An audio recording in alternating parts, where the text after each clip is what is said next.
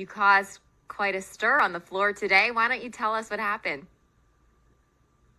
Today was an event that I shall remember because one of my colleagues across the aisle decided that she would announce that she was voting for the candidate that President Trump supports, perhaps not in those exact words.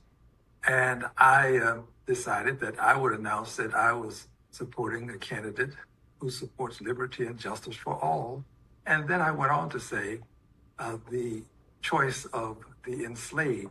The correct word was preferred. She said preferred candidate of Donald Trump. I said preferred candidate of liberty and justice for all, and the enslaved.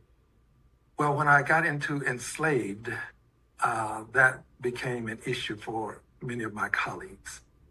This has been an issue, an ongoing issue, I might add, for some time because in 1956, the Congress accorded a Congressional Gold Medal to Confederate soldiers.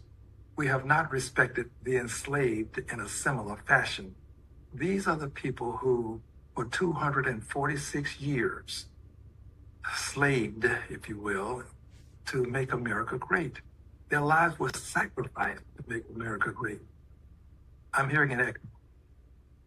Sorry. Okay. There's an echo coming feedback on my end. You sound fine on my end. I'm sorry. I know that that's probably distracting. Okay, well, I'll continue. Okay. So for 246 years, these persons of African ancestry were sacrificed to make America great. They had a hand in constructing the Capitol, the roads, the bridges. They planted the seeds, harvested the crops, and fed the country. They have not been respected to the same extent that we respect the Confederate soldiers who, in fact and truth, were fighting to maintain slavery. Well, this is something that I hope to change. I'd like to see them respected. There were more than 10 million persons sacrificed for these 246 years. We have a 9/11 Remembrance Day, and we should have it. We have a Pearl Harbor Remembrance Day, and we must have it. We have a Holocaust Remembrance Day, and I will fight to keep it. We should also have a Slavery Remembrance Day so that we can respect those persons whose lives were sacrificed to make America great. So you're advocating for a day to remember the slaves whose lives were sacrificed? Yes, for a day and for the Congressional Gold Medal to be accorded them, just as we've accorded the Congressional Gold Medal to Confederate soldiers.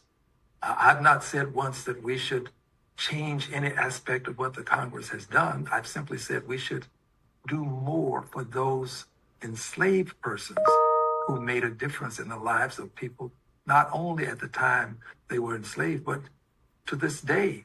If you're in this country, regardless as to how you got here or why you're here, you are benefiting from the persons whose lives were sacrificed to make America great. You're standing on their backs, in fact.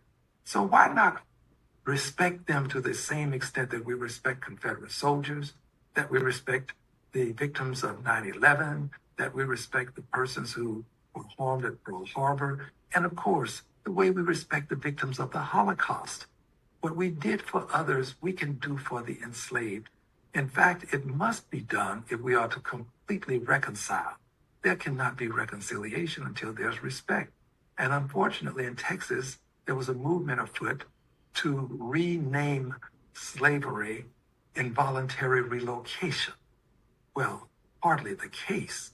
And I would hope that we would show respect for the enslaved persons whose lives were sacrificed for 246 years to make America great. So how does this relate to Mike Johnson? Well, it relates in this sense, two ways. One, today I brought this issue up, and when I brought it up, there were some noises made by my colleagues, which they do, and it doesn't bother me. But I do believe that it was appropriate for me to continue my message, and I did. indicated that the enslaved were the persons that were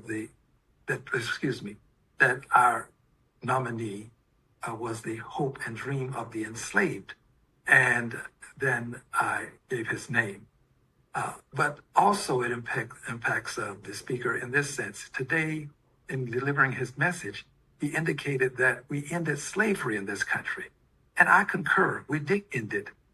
Yes, but we did not end the disrespect of the persons who were enslaved, whose lives were sacrificed. And that's what I would have Congress do. Show respect for them to the same extent that we show respect for Confederate soldiers, that we've shown respect for other victims of atrocities. Let's let them be respected. They've earned that respect, and America ought to accord it to them. And so you're talking about the people, obviously. The Civil War was fought, and obviously there was a lot of fighting and battling that has gone into people who were slaves and African American people for their equal rights and rights to vote and everything since then. And I think, just to be clear, you're talking about the past, you're not talking about the present, correct? Well, I am talking about the present in the sense that we need to act to show respect for the past. We have not done this. I'm saying that those persons whose lives were sacrificed starting in August 20th of 1619, when the first 20 persons of African ancestry were delivered to a place called Point Comfort, near now what we call Norfolk, Virginia. They were delivered there, and they were placed with the colonies as enslaved persons. Well, from that day to this one, we've not shown them any respect for what they did to make America great. I'm not denying any other persons their place in history, but we should not deny them their proper place as persons whose lives were sacrificed to make America great. If we can honor persons who, by respecting them, who were victims of 9/11, Pearl Harbor, and the Holocaust, we can honor the persons who were victims of slavery. Is there anything that you can do, like a bill or anything, to put this motion forward to get some sort of day of remembrance or anything? Are you working on that? What's in the works to actually make this happen?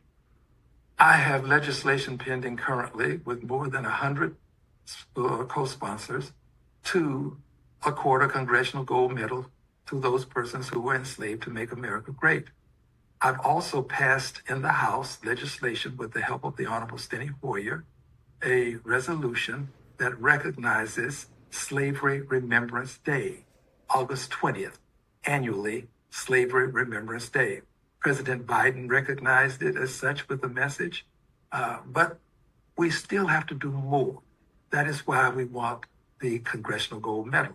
I've asked President Biden to accord those persons who were enslaved the Presidential Medal of Freedom.